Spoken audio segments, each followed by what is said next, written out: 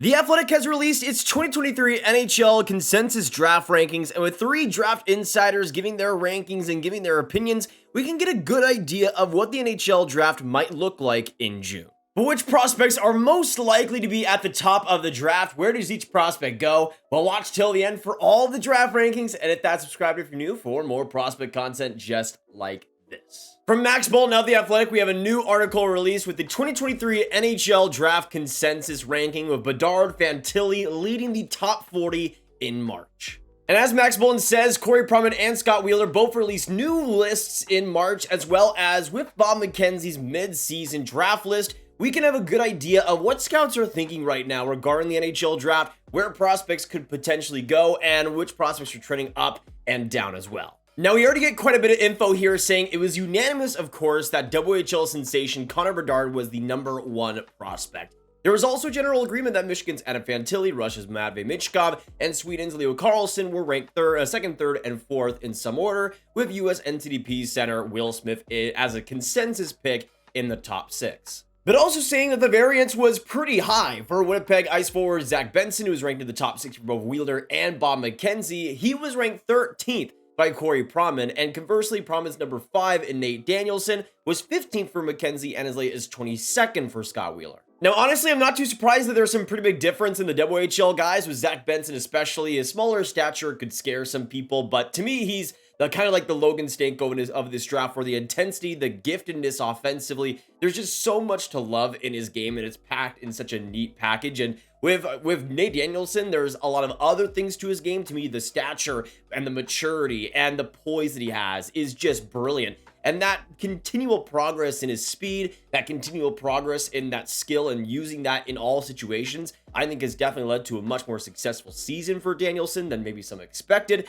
But even though I like him a lot, number 5 definitely is quite a bit high. But here's what I was most interested to see here. This is the biggest gaps from skaters from all these different analysts, and these are the biggest gaps between the highest and the lowest. You got Tanner Molendyk, who's ranked 20th by Corey Pronman and 62nd by Bob McKenzie. I definitely agree more with the Corey Pronman ranking, even though I'm not sure if I would go that high at number 20. But that was a 42-point gap. Next, you have Maxim Sturbach, 29th by Pronman, 63rd by Wheeler. You have Oliver Bonk, who's been getting a lot of high praise. He's 24th on Pronman's rankings, where he's 56th in Wheeler's. Dmitry Simashev, 17th on Pronman's rankings, but 48th on Scott Wheeler's rankings. I'm definitely a lot higher than both of these people on Dmitry Simashev with the skating speed and the defensive acumen that he has.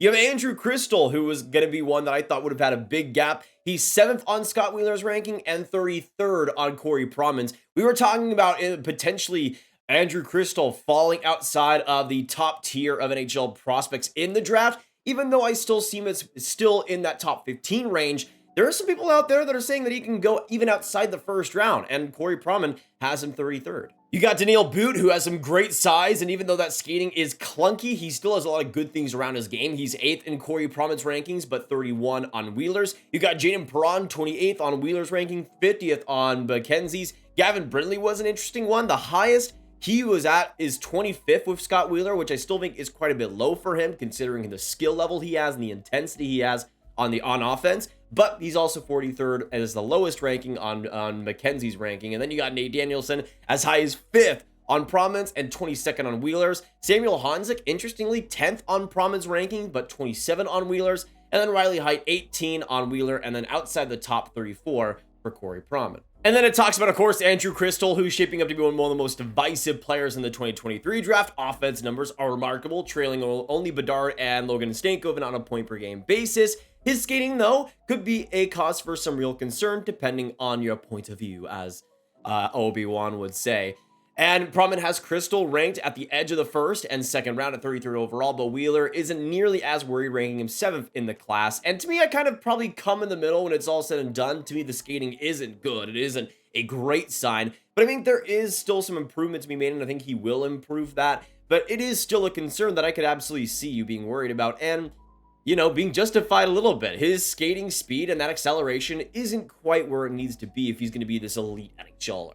Now, this is also interesting. The top defenseman in the class for everybody here, and the high ranking as well as the lower ranking. We first got David Reinbacher, who came in 7th on Corey Pronman's ranking and 20th on Bob McKenzie, which does make some sense. We've seen so much stock getting risen in David Reinbacher's game just for the quietness and the composure that he has on both sides of the ice. And I could see him going potentially in the top 10, and I can see why you do it, even though I don't think there's quite enough potential to justify that. I could still see why that decision would be made. You also got Axel, Sandin, Pellikka, who came in 17th on McKenzie's ranking. That's the highest he was at. And the lowest that he was at was with Wheeler at 21. And even though I see both of those rankings being low on him, kind of like Reinbacher, I could see why you'd have him lower. But to me, that flashiness, the transition ability, the skating that he has is all at such a high level. And to me, I think that will project him nicely to the next level too. But again, that lowerness, especially when it comes to the defensive acumen and the consistency there, it's not great. And I can see why you'd have him lower there, as well as just the height not being amazing either.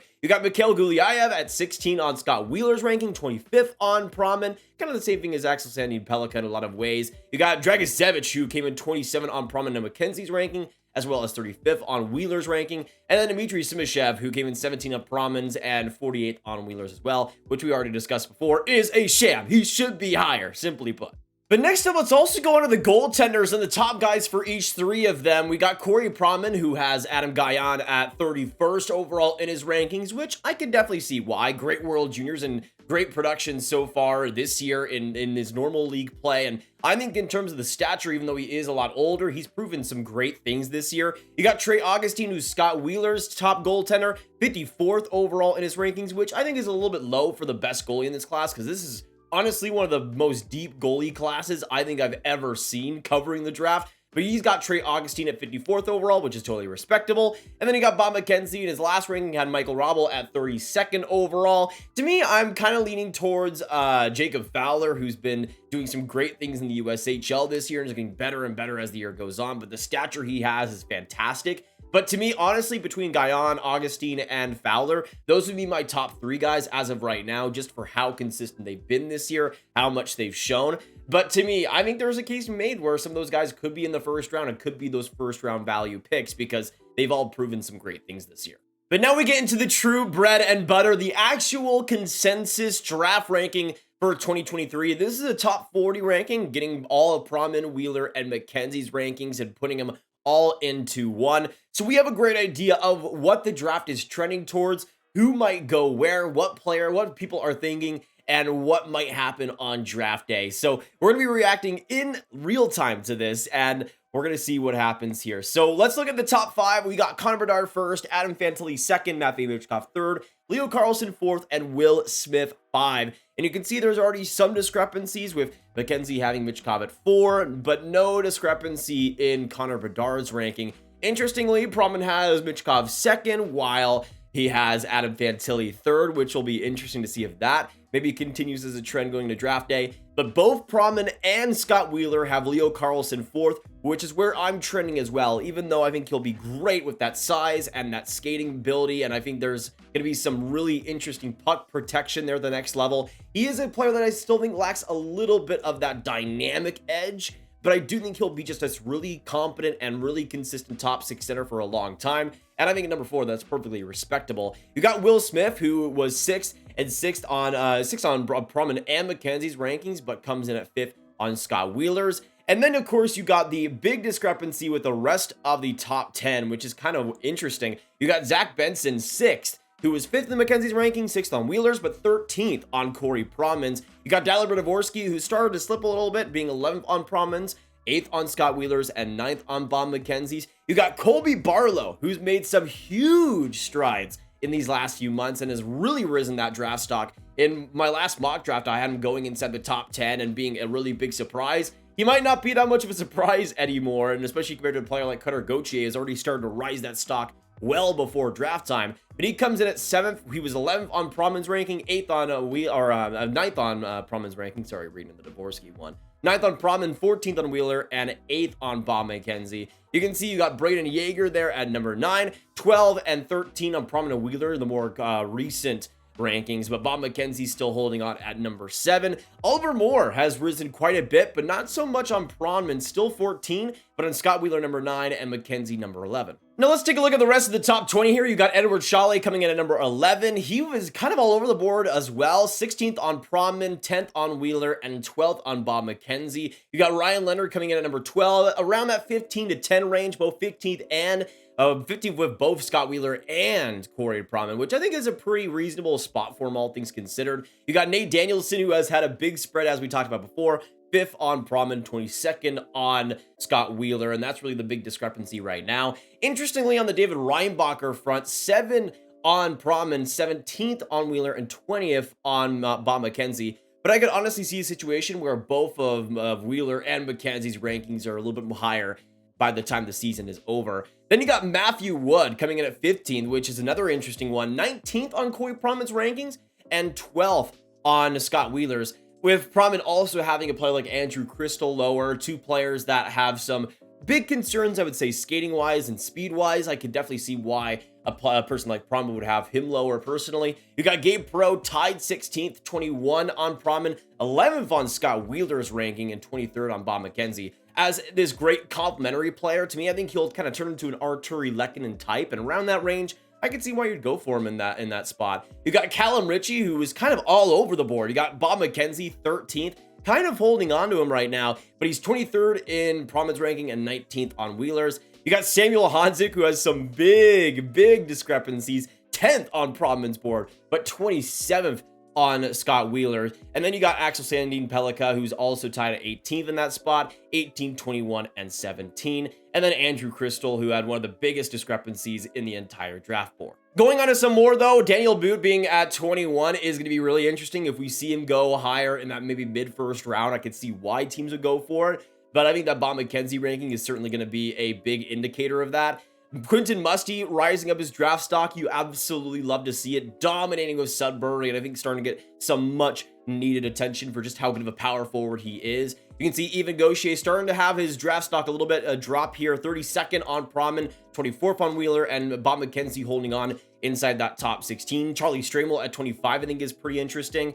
But you got some other players that are in interesting spots. Simishev and Brindley both I think should be way higher personally, but I could also see, especially in Brindley's case, why you wouldn't have him higher. You got Oliver Bonk in the first round, getting right in there, and still a few players that are interesting. I'm kind of surprised to see Kasper Halttunen still here in the top 40. I definitely don't think that's deserved, but we'll see if that draft stock does end up dropping. Jaden Perron, interestingly, in the top 38, mostly because of Scott Wheeler's ranking, having him inside the first round, but still 50th on Bob McKenzie's ranking, and maybe we do see him go inside the top 2 rounds. That would be quite interesting to see. And then last but not least, you got Adam Guyon at 40th, who was 31st on the Corey Pronman ranking, and then 56th on Bob McKenzie's, rounding out the top 40 with a goaltender. And to me, I think, honestly, that might be even a little bit low. I could see a goaltender going inside the top 40, maybe even a couple going inside the top 40, maybe one scratching maybe the early second round. I wouldn't be surprised to see it. But this draft board has a lot of really interesting stories and a lot of really predictable ones too, I would say. I mean, we've seen a lot of players having that rising and lowering draft stock, but